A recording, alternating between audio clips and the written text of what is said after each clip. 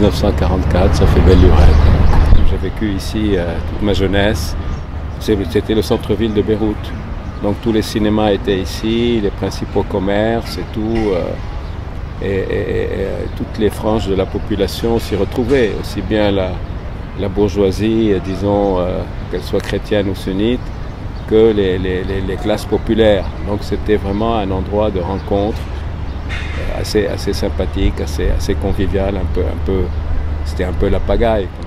Avec des crières, il y avait déballé la marchandise sur les trottoirs. Ils vous offraient des trucs à goûter quand c'était de la nourriture. Non, les gens étaient sympas, quoi. Ils étaient là, autour de la place, si vous voulez. Quand il y a eu le premier hamburger qui débarquait à Beyrouth, c'était un événement, quoi. Bon.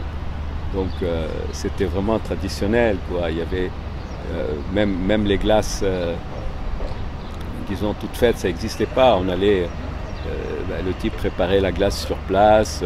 Donc il y avait des portefaix, il y avait ça je vous parle des années 50, disons. Bon, il y avait une rue.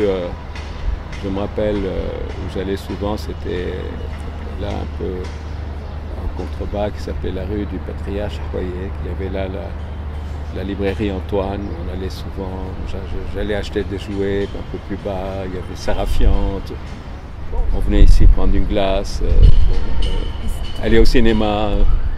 Je me rappelle, il y avait le cinéma Empire, le cinéma Métropole, etc. Quand j'étais chez les Jésuites, disons, ils nous interdisaient de voir certains films. Et puis quand il y avait un film un peu osé, où on voyait vaguement une épaule de femme, etc., parfois il y avait des espions. Je me rappelle, une fois il y avait un curé qui était à la porte de l'église, et il nous a vus là-bas, puis quand on est rentré à l'école, il nous a punis, il nous a donné une punition.